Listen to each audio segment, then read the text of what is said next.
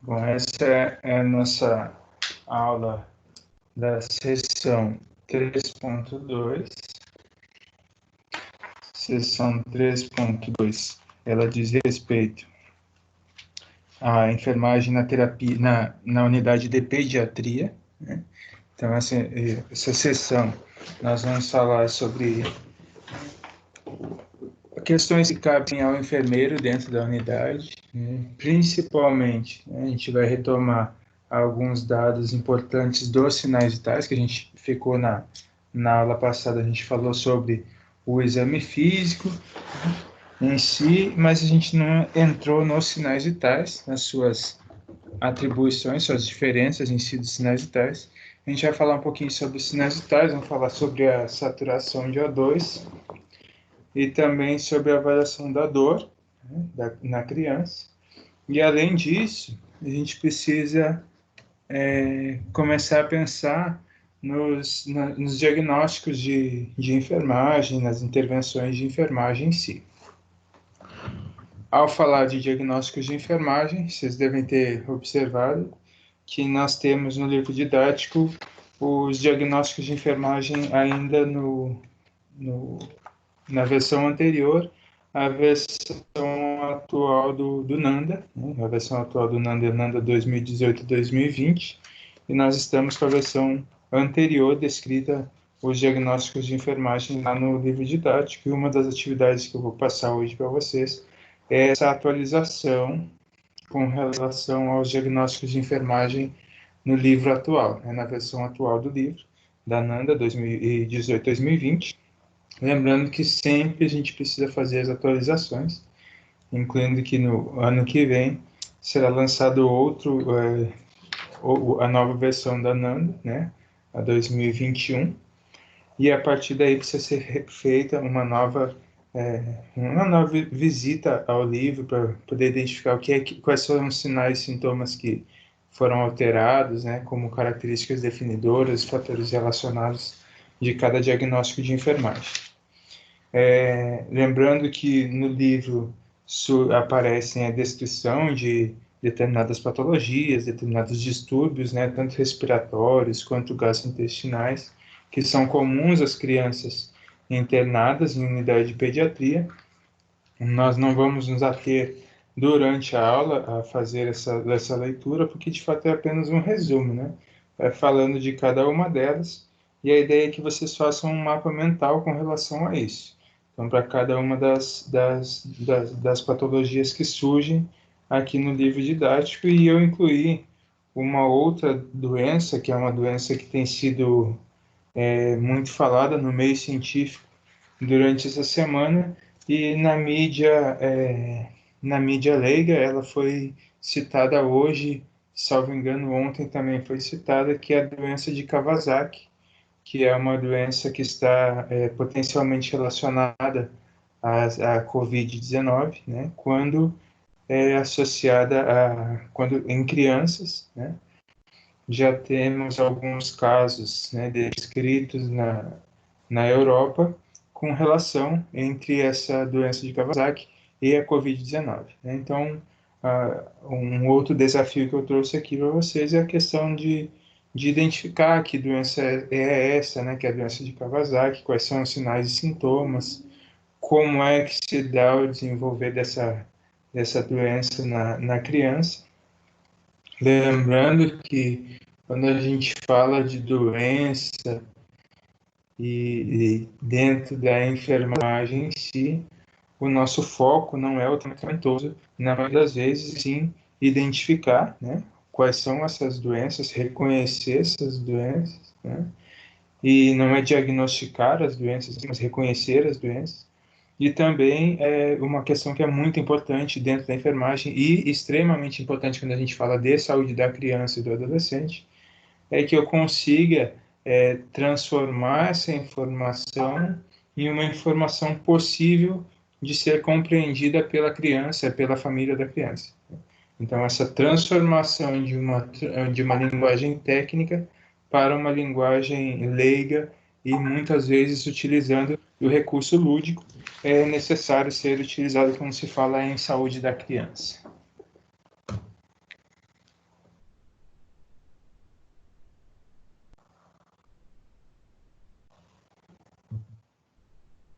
nossa unidade 3. Como eu falei, nós entrando em sinais vitais, nos interessa aqui falar sobre frequência cardíaca, sobre frequência respiratória, falar sobre a temperatura, sobre a pressão arterial, né?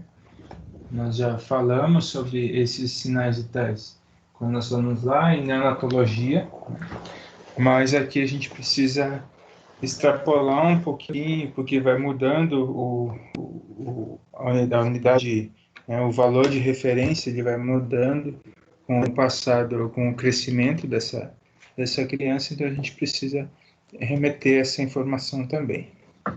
Com relação à saturação de oxigênio, né, não é caracterizada como sendo um sinal vital, mas eu preciso também começar a me ater a esse tipo de informação, porque ela é muito utilizada, inclusive quando nós estamos falando em síndromes respiratórias, ela é extremamente necessária, né? E hoje nós temos oxímetros de dedo que são específicos para a criança também, e é legal de visualizar como é que é o aparelho, como é que ele funciona. E são os resultados que são esperados, né? A avaliação da dor também, a avaliação da dor, a dor é considerada como sendo o quinto, né, sinal vital em si, e a gente precisa sempre lembrar o quanto a dor é importante dentro da enfermagem, né? O quanto o enfermeiro ele é responsável pela avaliação dessa dor, e que essa dor precisa, além de ser avaliada no seu contexto de graduação da dor e também no contexto da localização da dor, eu preciso identificar a dor, preciso identificar onde está localizada a dor, preciso identificar como que essa dor, o que está causando a dor, para que eu possa intervir e depois refazer a avaliação para identificar se essa intervenção foi adequada ou não. Uns valores normais dessa frequência cardíaca em si, né? Quando nós falamos do recém-nascido, né? Ali no livro didático nos aponta a seguinte variação. Para o recém-nascido, uma variação entre 120 e 160 batimentos por minuto, né? Lembrando que no recém-nascido, né, qual o local que nós identificamos essa frequência cardíaca, né? No recém-nascido em si, nós não identificamos a frequência cardíaca lá no quinto espaço intercostal, linha hemiclavicular à esquerda, né, de acordo com o que nós vimos no adulto, né? Recém-nascido nós vimos que é na artéria, né? Então, na artéria que eu vou verificar essa frequência cardíaca na criança, né? Conforme a imagem que nós vemos ali no desenho. Entre 2 meses a 2 anos, essa variação da frequência cardíaca, ela é entre 80 e 200 batimentos por minuto.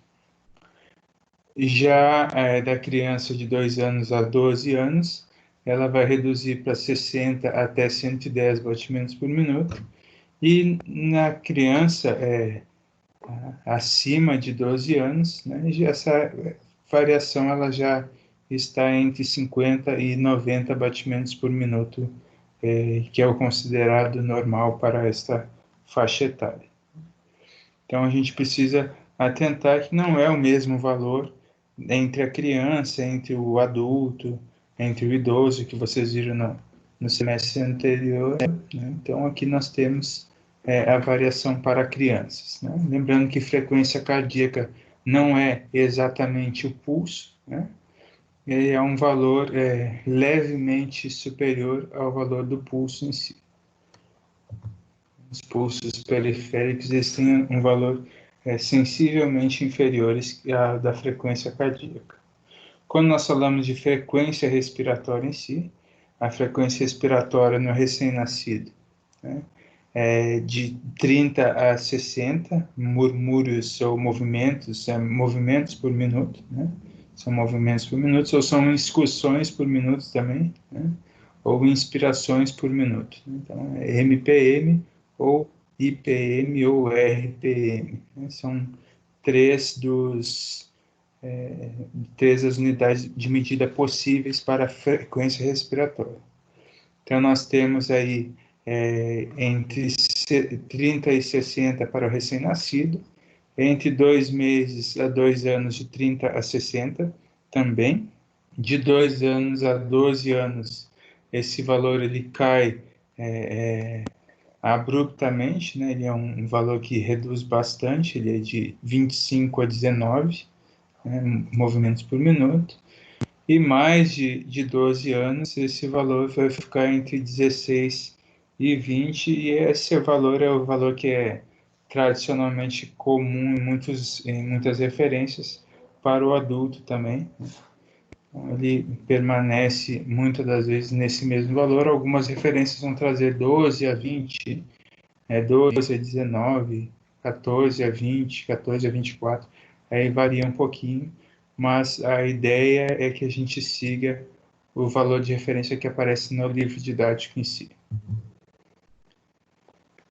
Com relação à temperatura, a gente precisa categorizar aqui o que é o normotérmico, né, ou a normotermia.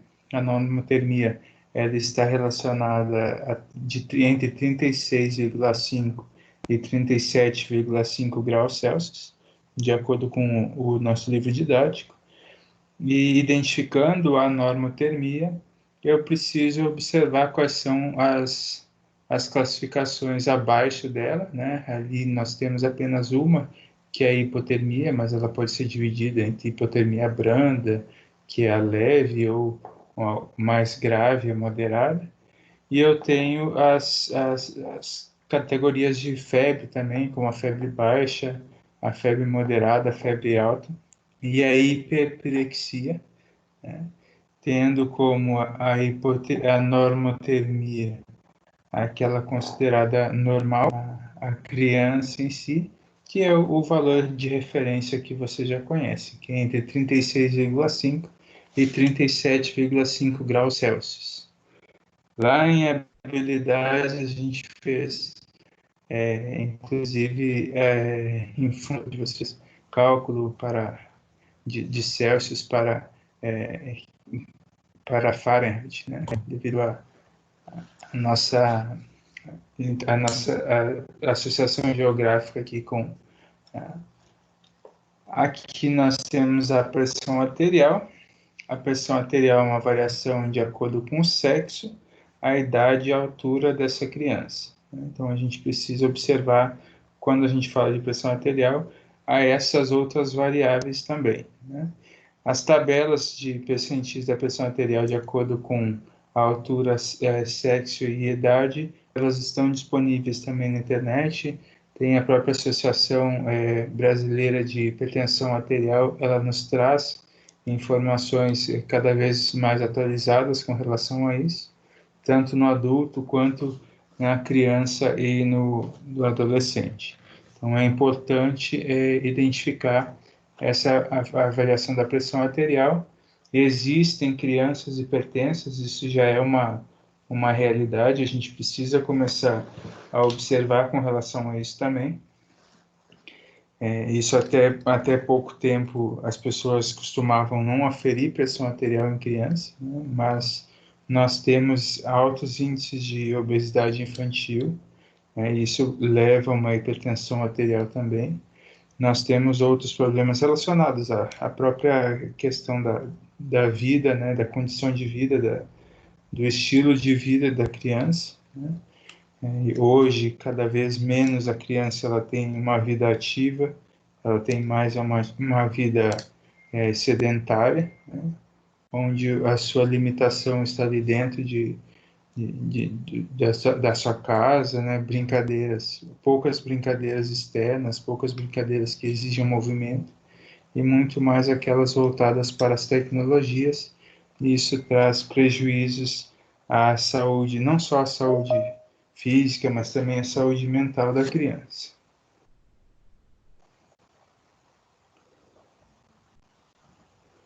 Deixa eu admitir a Jaqueline. E nós precisamos verificar esses valores normais da pressão arterial da criança também.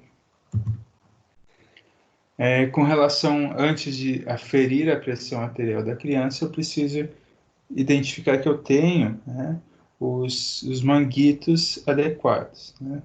Vocês sabem que na maioria dos hospitais nós não temos manguitos diferenciados para crianças, né, para adolescentes. Eu tenho normalmente somente um manguito em si, que é aquele manguito tradicional entre 22 a 26 centímetros ali, que é o do adulto.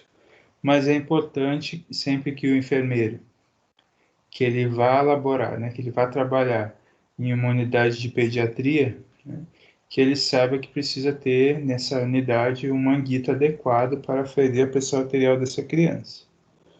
A gente precisa ter os valores de sinais vitais dos pacientes em si.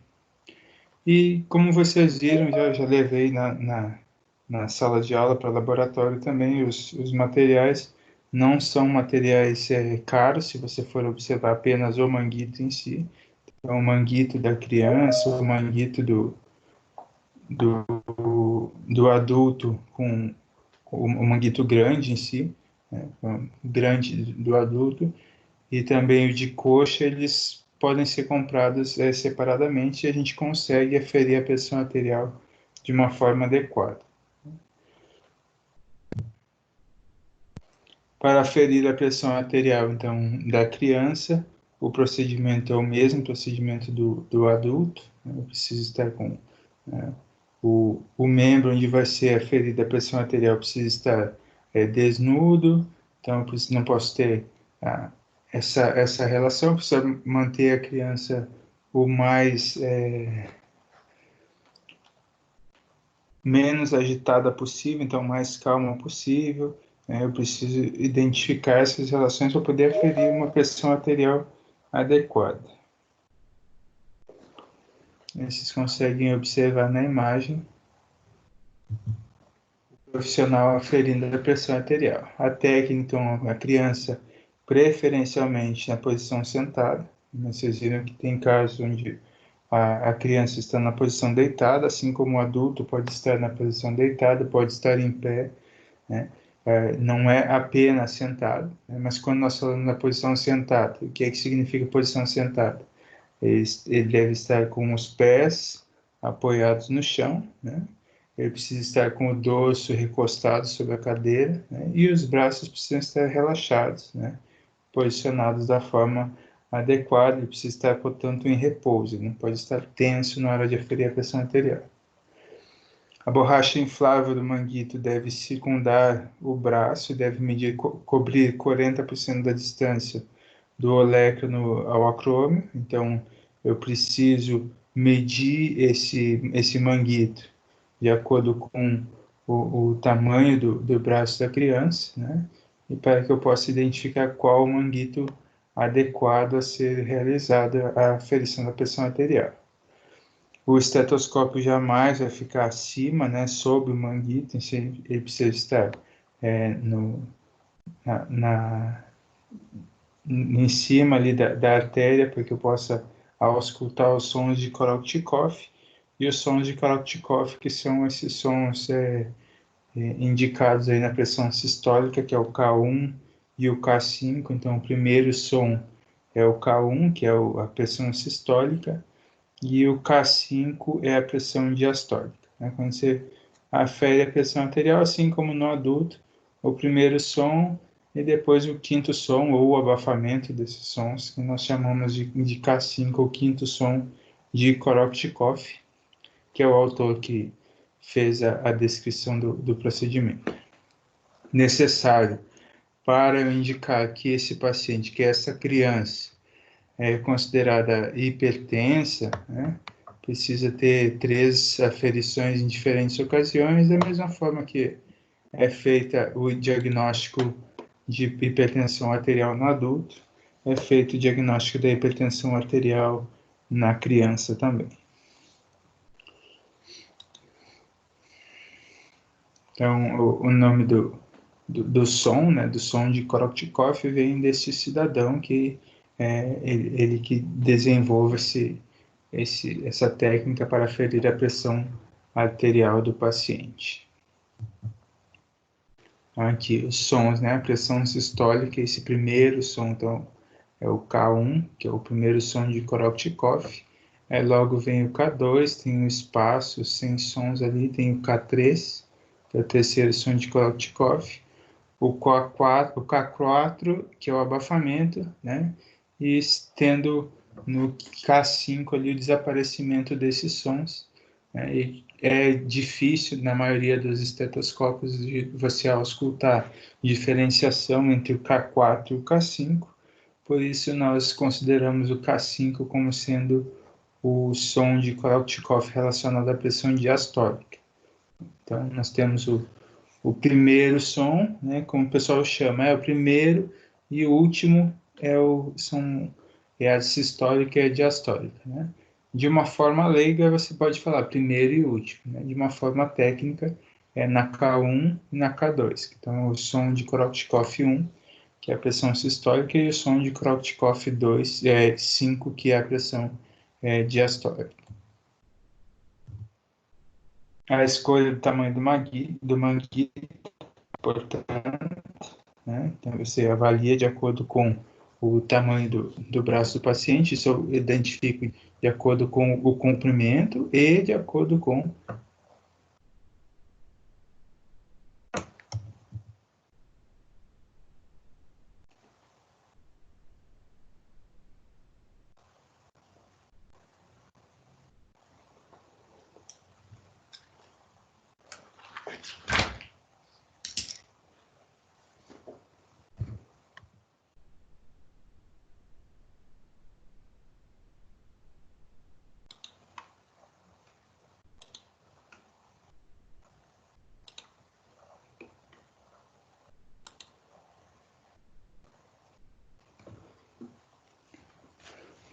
de acordo com o comprimento e de acordo com a circunferência do braço do paciente.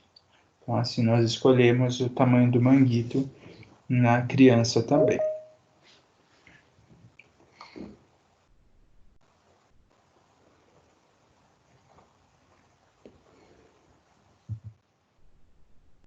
Tabelas de pressão arterial. Então, como eu falei para vocês, existem as tabelas de hipertensão arterial, tanto para o adulto quanto para a criança. Elas levam em consideração, quando a gente fala de criança, a questão da idade da criança também, leva em consideração o sexo da criança. E a gente pode verificar esse tipo de tabela na hora de comparar o que seria uma pressão sistólica ou diastólica elevada, né, ou abaixo. Quando nós falamos de saturação de oxigênio, e aí que eu falei para vocês que a saturação de oxigênio é medida com esse material aqui, que ele está disponível para venda na internet, né? A gente consegue hoje um acesso muito maior a esse tipo de material.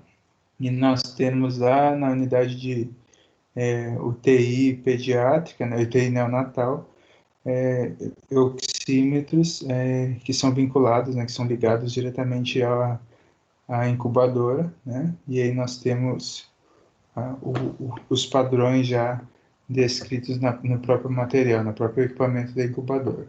Esse aqui é o de dedo, ele pode ser utilizado ambulatorialmente, então muita gente tem esse material em sala também, quando vai para laboratório, quando vai para as práticas nos hospitais, nas escolas, o pessoal leva o material.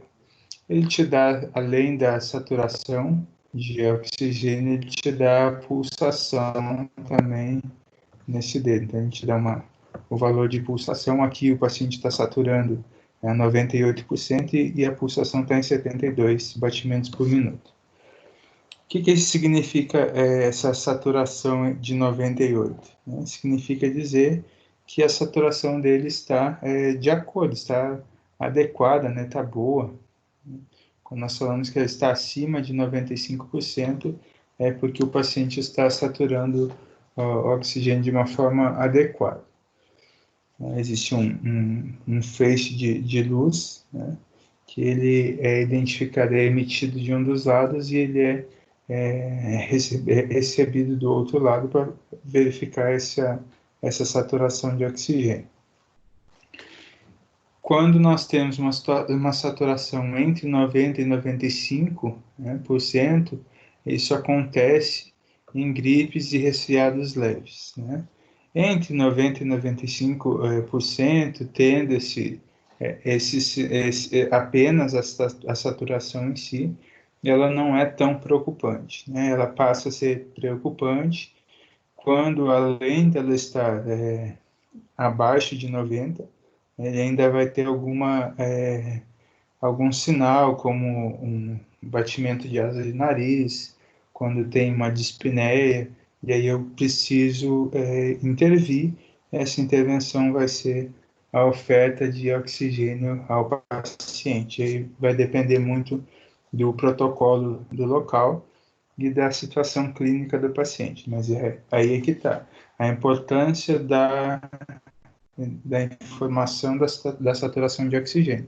É uma das informações que é utilizada para determinar se esse paciente vai ser ou não, vai receber uma intervenção de oxigenoterapia ou não. Então, pode indicar abaixo de 90% a presença de uma doença mais grave. Pode ser asma, pode ser uma pneumonia, um enfisema, uma insuficiência cardíaca. Doenças neurológicas também podem causar essa redução da saturação de oxigênio. Então, por isso eu preciso utilizar do material também. Esse material, logo há uns 10 anos, ele custava em torno de 100, 150 reais. Hoje, com 35 reais, você consegue comprar um material desse aqui na internet. A avaliação da dor, vocês já viram certamente escala numérica, escala de faces, escalas N escalas de dor, né? Escala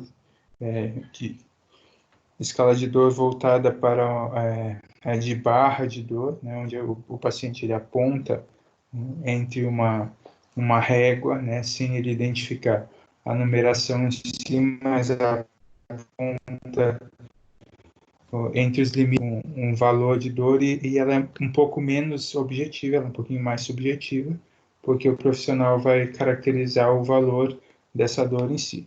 E essa escala de dor é uma forma de avaliação da dor mais lúdica, né, mais voltada para a saúde da criança, onde nós temos aí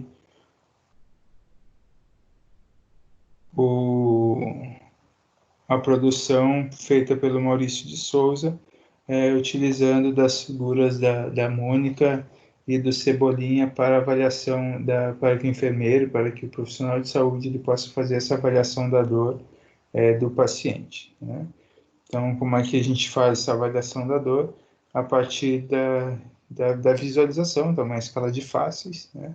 A partir da visualização, eu identifico como é que está a dor nesse paciente, e ela também pode ser utilizada, não é normalmente utilizada com criança dessa avaliação da dor, e sim uma avaliação mais do profissional, né? Então, é mais adequado que o profissional avalie essa dor do que uma avaliação informada pela criança em si. Né? A gente pode até utilizar as duas em paralelo, mas tendo muito cuidado para não deixar apenas a informação da criança. Ela precisa ser levada em consideração, mas também uma avaliação do profissional. E lembrando sempre que a dor ela está diretamente relacionada aos valores de hipertensão, de pressão arterial. Então, eu avalio a dor através da escala de dor e eu comparo com a pressão arterial para identificar se há alteração dessa pressão arterial ou não. Passados os sinais vitais e a avaliação da dor e da saturação de O2, nós precisamos falar sobre os diagnósticos de enfermagem. Lá no livro didático, como eu estava falando mais cedo, estava a Bruna no início da aula, nós estávamos falando sobre os diagnósticos de enfermagem, as intervenções de enfermagem que aparecem no livro didático em si. Esse material, lá no livro didático, por exemplo, lá na página 109, aparece o seguinte diagnóstico de enfermagem. Padrão respiratório ineficaz, relacionado ao processo inflamatório. Este é um diagnóstico de enfermagem. Esta é uma forma de descrever um diagnóstico de enfermagem. Tá? Contudo, esse diagnóstico de enfermagem, padrão respiratório ineficaz, ele antes, na versão anterior, na 10ª versão, até a 10ª edição do NANDA, ele era tido como sendo um diagnóstico real. Né? A partir de agora, já não tem mais diagnósticos reais, e sim diagnóstico com foco no problema. Essa é a terminologia adequada para diagnóstico de enfermagem da NANDA 1, 2018-2020, que é a 11ª edição. E nos diagnósticos com foco no problema, eu preciso informar, além dos fatores relacionados, as características definidoras. Então, eu preciso identificar isso e preciso rever, então, e uma das atividades que vocês têm para realizar é justamente essa, uma atualização dos diagnósticos que estão aqui no livro, né, no livro didático da disciplina, de acordo com a nova versão da NANDA, que é a NANDA 2018-2020, em que vocês têm acesso ao livro, depois você, lá na biblioteca virtual, e qualquer coisa a gente conversa lá no grupo também para mostrar para vocês o acesso aos livros. Além disso, nós temos que escrever esses diagnósticos da forma adequada, né? O título, diagnóstico, fator relacionado, característica definida quando for um diagnóstico real, né? Que não mais real, um diagnóstico de foco no problema. Diagnósticos de risco, aí sim, o quarto diagnóstico de risco, o quarto diagnóstico está na página 110, fala risco de infecção, relacionado à presença de micro-organismo infectante. O diagnóstico de risco de infecção, existe apenas fator de risco, então nesses eu não tenho características definidoras, está correta a forma com que está escrito. E logo após o diagnóstico, o livro nos aponta possíveis intervenções de enfermagem. Né? Não entrou no mérito aqui a origem dessa intervenção, mas vocês sabem que as intervenções de enfermagem que são cabíveis aos diagnósticos da NANDA são aquelas informadas na NIC, né, que é a classificação das intervenções de enfermagem.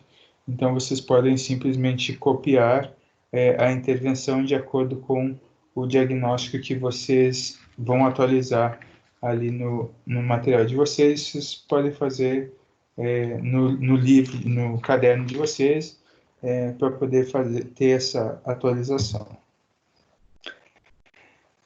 Além disso, né, que eu havia falado também antes, era sobre as doenças, as patologias, né, os distúrbios que estão sendo descritos no livro didático. Né, essa é uma forma de descrever, né, é feita uma descrição de alguns exemplos de patologias, né, asma, pneumonia, né, as amidalites, as faringites, né, e elas são descritas aqui no livro didático. E o que é que vocês precisam fazer a partir daí, né? A leitura, eu sei que vocês já fizeram desse material, mas vocês precisam criar alguma coisa com relação a isso. Né? E o que é que vocês vão criar com relação a essas patologias, né? Vocês viram que é uma informação básica, né? Fala da epiglote aguda, é um processo inflamatório agudo, obstrutivo, causado geralmente por vírus. Né? Aí fala que é o vírus o hemófilos da influenza, geralmente associado à faringite, e os sintomas incluem desconforto respiratório e dor durante a deglutição. É uma informação simples. Né? O que é que vocês precisam pegar os sinais e sintomas, né, de cada uma dessas doenças, né? E aí vocês podem até, para não ficar muito pesado, vocês podem conversar com os colegas, podem pegar algumas dessas doenças e aí vão dividindo com os demais, mas o que é importante é que vocês peguem os sinais e sintomas e façam uma explicação mais lúdica sobre isso, né? Não apenas a explicação técnica que está ali no livro, mas transformem isso em uma explicação lúdica. E aqui, o desafio que eu falei mais cedo é com relação à doença de Kawasaki, que não está aqui no livro em si, mas que é uma doença que ela tem sido foco nos últimos dias da nossa comunidade científica ao redor do mundo, né, principalmente na Europa. E nos últimos 2 dias, no Brasil, tem se falado, principalmente na mídia leiga, sobre a doença de Kawasaki. Por que doença de Kawasaki? Porque a doença de Kawasaki está sendo associada na Europa à Covid-19 em crianças, né? Então, é uma possibilidade, ainda estão sendo feitos estudos, mas como esta possibilidade existe, né, eu peço que vocês estudem um pouquinho sobre a doença de Kawasaki, né, identifiquem aí quais são os sinais, sintomas dessa doença de Kawasaki, né, como é que ela vai se dar, porque, como eu falei na aula de estratégia de saúde da família com vocês também, hoje vocês já são referências, né, principalmente na comunidade próxima de vocês, na família, junto aos vizinhos de vocês já são referência quando se fala em saúde, né, próximo dessas pessoas. Então, se é uma doença que está sendo estudada atualmente, certamente daqui uma semana, ao longo dessa semana e na próxima semana, aí o pessoal vai começar a perguntar para você, sobretudo quem tem criança, vai perguntar que doença é essa de Kawasaki? E aí vocês precisam saber informar aí alguma coisa, quais são os sinais e sintomas dessa doença. Não precisa falar, até porque não pode falar hoje ainda que ela está associada, mas sim que há estudos na Europa sobre a associação dessa doença de Kawasaki à Covid-19, é uma possibilidade. Aqui no Brasil a gente já tem estudado essa relação também, de que há possibilidade da doença, da síndrome em si, quando se instala na criança, ela não se desenvolva da forma com que ela se desenvolve no adulto, né? E isso não é algo assim que a gente vai... É um divisor de águas, porque nós temos a Covid-19 em si no adulto e principalmente no idoso, né? Logo no início da discussão se falava muito que o problema maior estavam com os idosos, então eles que eram o principal grupo de risco, grupo vulnerável ali. Porque o fato em si que se falava não era de fato a Covid-19, e sim a doença respiratória que levava à intubação, e esse paciente idoso já não conseguiria ter esse retorno junto a essa saturação de oxigênio, então não teria uma progressão adequada. Por isso ele se tornava um paciente mais vulnerável. Esta é uma visão do idoso. Na criança, talvez isso não aconteça. Pode acontecer? Pode acontecer, mas talvez isso não seja o foco na criança. O que está sendo estudado é que hoje há uma possibilidade de, na criança, o vírus ele desencadeie a doença de Kawasaki ou algo muito parecido com a doença de Kawasaki.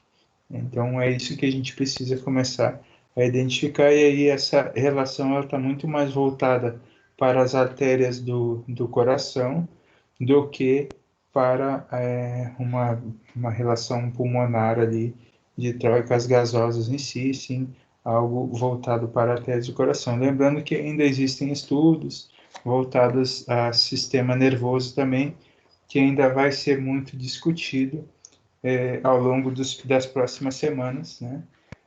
Tem saído, então, dessa relação direta de uma síndrome respiratória apenas, porque já se sabe que é uma doença hematológica, que é algo que vai muito além do respiratório. Então, retomando, o que vocês têm por enquanto? atualizar diagnósticos de enfermagem da NANDA, que estão lá no livro didático, na seção 3.2. Né? Atualize o diagnóstico de acordo com a nova NANDA, além de atualizar o diagnóstico, copiar as intervenções que já estão no livro didático. Elencar as doenças, né, todas as doenças que estão lá no livro didático, de uma forma lúdica, essa explicação do tratamento dela, de como desenvolve a doença em si. Incluir nessa pesquisa aí a doença de Kawasaki. E aí nós vimos para o plano de alta em pediatria. Plano de alta, vocês viram certamente lá em habilidades, né, no primeiro momento que se fala de plano de alta, né? Lá nas primeiras disciplinas, então, do curso, falam de plano de alta, de como que deve ser esse plano de alta no paciente, inclusive, nesse momento, lá no início do curso, se fala, mas o enfermeiro, o que o enfermeiro tem a ver com o plano de alta? O enfermeiro tem muito a ver com o plano de alta, né?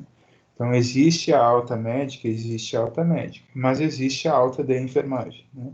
E essa alta de enfermagem, ela precisa ser levada em consideração, principalmente porque nós temos que levar em consideração sempre que o enfermeiro ele está em um ambiente, né, trabalhando na assistência, ele precisa levar em consideração, por exemplo, uma teoria de enfermagem para ser o seu norte, para ser a sua forma de ver a enfermagem, de fazer a enfermagem.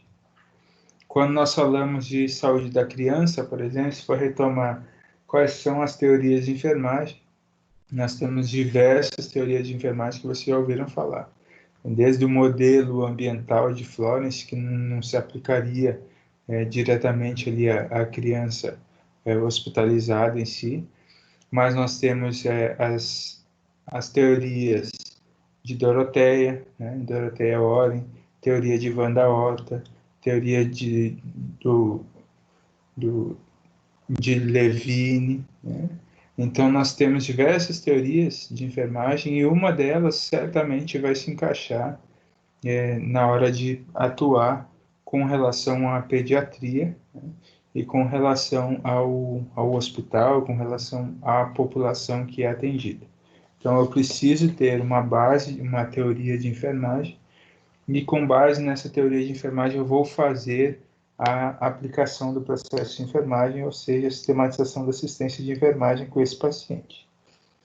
Ao realizar essa sistematização da assistência de enfermagem do paciente, eu tenho lá no final, né, desse momento de internação, o plano de alta em pediatria. E nesse plano de alta, infelizmente, muitas das vezes o enfermeiro ele resume esse plano de alta a ir até o leito dessa criança e informar aos pais, olha, o médico deixou a alta, né, para seu filho, para sua filha, e que bom que a partir de amanhã você já vai estar em casa, ou que a partir de agora você já pode ir para casa, e aí fica, e não existe um plano de alta em si, né?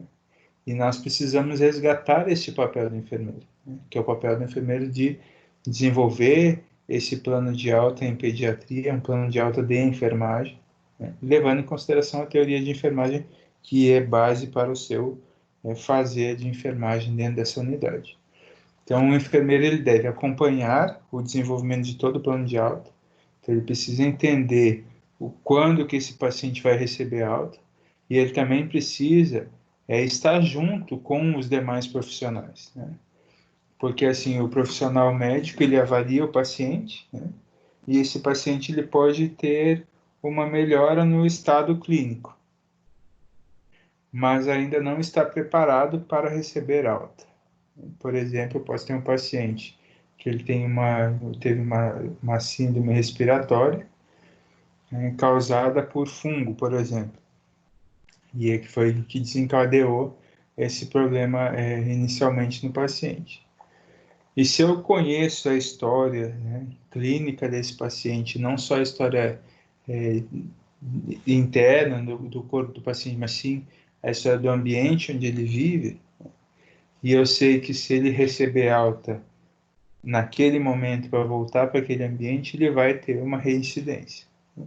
Então, eu preciso estar junto com os demais profissionais e a gente precisa elaborar um plano de alta que, enquanto ele está sendo cuidado, né, lá no hospital, este ambiente precisa estar sendo cuidado também, né? Então, essa relação ela precisa existir. Isso tem sido feito em raríssimos momentos, mas a gente precisa desencadear isso, não só com a criança, mas com todos os pacientes, né? Quando a gente fala de criança, acaba por ser um pouco mais fácil essa relação, porque normalmente a família, quando ela é confrontada com relação a isso, né, com relação ao que desencadeou o problema na criança, normalmente a família já, ao escutar o que desencadeou, foi fungo, então a família, né, no outro dia já fala que já está desenvolvendo uma melhoria no ambiente para que quando a criança retorne, né? É o mesmo quando a gente fala de internação de idosos por quedas, por exemplo, né? O idoso ele internou porque ele teve uma queda em casa. E aí você vai descobrir o porquê aconteceu isso e a queda foi no banho, né? A queda foi no banho e aí precisa saber como que é esse banheiro, né? Onde ele toma banho, se tem um piso antiderrapante ou se tem uma, né? E aí ele vai dizer, não, mas não tem piso antiderrapante. Mas existem técnicas hoje que a gente pode utilizar através da compra de materiais de construção que não são caros, de você transformar um piso liso em um piso antiderrapante, né? Sem ter que gastar muito dinheiro com relação a isso. Além disso, as próprias barras de segurança, né? Existem barras que são caras, existem barras que são um pouco mais baratas, mas o que a gente precisa levar em consideração é a saúde dessas pessoas ao retornar para casa. Então, preciso que essa criança, quando retorne para sua casa, ela não retorne para casa com um ambiente cheio de cortinas, com um ambiente cheio com espaço onde não há presença de luz, né, solar. Eu preciso que a luz natural ela entre no quarto da criança, onde a criança convive ali. Então, eu preciso ter um plano de alta que seja não só relacionado à pessoa, mas sim ao espaço onde ela vive, porque eu conheço a partir do momento em que eu enfermeiro, eu faço uma anamnese, um exame físico, eu identifico o foco do problema, eu preciso ter intervenções relacionadas a isso. Especificar as responsabilidades da família e de outros membros da equipe. Então, no plano de alta, eu preciso que essa família ela compreenda quais são as suas responsabilidades, e essa palavra compreensão ela é extremamente relevante quando nós falamos de plano de alta. Compreender não é somente a pessoa receber uma informação, né? Receber informação é simples, né? Nós já vimos em vários momentos as pessoas recebem informação, mas não compreendem, não conseguem transformar essa informação em conhecimento. E no plano de alta, mais do que em qualquer outro momento, eu preciso que essa informação que o emissor, né, que é hoje o enfermeiro, ele vai, né, informar essa família, né, quais são as suas responsabilidades para com aquela criança, a família precisa dar sinais de que compreendeu. Controlar os serviços prestados para garantir o atendimento das necessidades de saúde e da qualidade do cuidado. Então, é um papel que o enfermeiro deve ter também ali no final desse momento de internação, então, para esse plano de alta. Fornecer informações à família sobre os recursos disponíveis na comunidade. É muito importante que o enfermeiro ele conheça o que é que a nossa comunidade ela possui de recurso disponível, né? Por que que isso é fundamental? Porque o paciente que ele está internado, né? Ele muitas das vezes vai continuar recebendo uma assistência lá na atenção básica. Então ele vai precisar ser contra-referenciado, né? Ele vai precisar receber ao elaborar um plano de alta. Por exemplo, o paciente teve um procedimento cirúrgico e ele vai retirar os pontos. Onde é que ele vai retirar os pontos? Onde é que ele vai fazer o seu curativo? Vai ser na unidade básica de saúde? Se vai ser na unidade básica de saúde, então eu preciso fazer essa conta-referência lá para a unidade básica de saúde. Eu vou precisar que um outro profissional lá na unidade básica de saúde acompanhe esse paciente. Então, eu preciso encaminhar isso para lá, para que ele possa receber essa informação, ele possa ter esse acompanhamento e as informações elas não fiquem desconexas, né? Lembrando que o nosso sistema de saúde, nosso sistema único de saúde é um sistema único, ele é integrado, né? Então, eu preciso que essas informações não fiquem desconexas. Todo paciente que sai de uma internação, ele precisa saber onde que ele vai buscar um cuidado a partir do momento que ele vai para casa. Então, eu, enfermeiro lá da unidade de pediatria, eu preciso saber quem é a rede que vai atender esse paciente após esse período de internação. E uma forma que o enfermeiro ele pode se precaver com relação a isso, e como é que eu falo para vocês que é uma outra atividade que vocês têm que fazer aí, que é a elaboração de folder, né? Quando a gente fala de elaboração de folder, vocês vão levar em consideração que vocês estão, por exemplo, em uma unidade lá do hospital da criança e do adolescente. E o seu paciente ele vai receber alta. Seu paciente vai receber alta, escolha uma daquelas doenças que você descreveu como sendo a patologia de base do paciente. Então, pode ser desde de uma amidalite, onde ele fez uma cirurgia para retirada dessas tônsilas palatinas, ou ele fez ou ele teve o diagnóstico da doença de Kawasaki em si, ele vai receber alta também. E teve algum desses acometimentos, ele vai receber alta. E você vai elaborar um folder explicativo para entregar para essa família. Se quiser fazer 2 folders, né, um para a família e um para a criança, né, ou se quiser fazer um que a família possa receber a informação e que a criança também consiga compreender, né, isso fica a critério de vocês. Mas o importante é que nunca vocês permitam que o enfermeiro, né, ou que você, enfermeiro, ou que o seu colega enfermeiro apenas forneça esse folder para o paciente, para a família do paciente. Então, além de fornecer o folder, eu preciso explicar o que tem nesse folder, né? Então, além de elaborar um folder, vocês vão elaborar uma explicação do que está no folder. Por exemplo, eu entrego o folder e eu explico para a pessoa o que está no folder.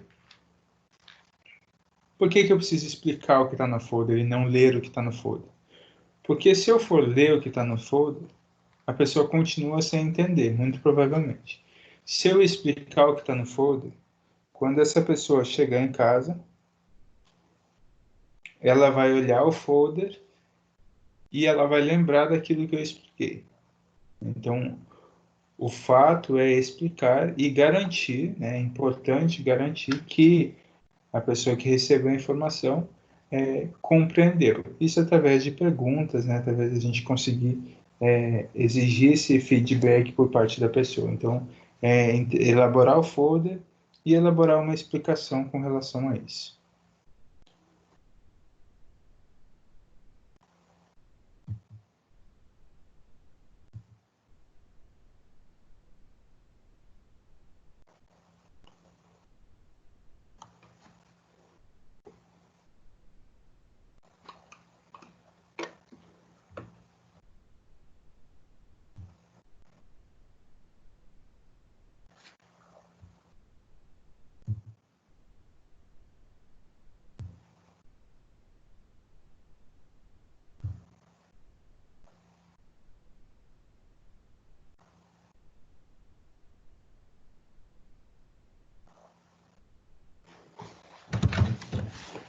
Sumiu, professor.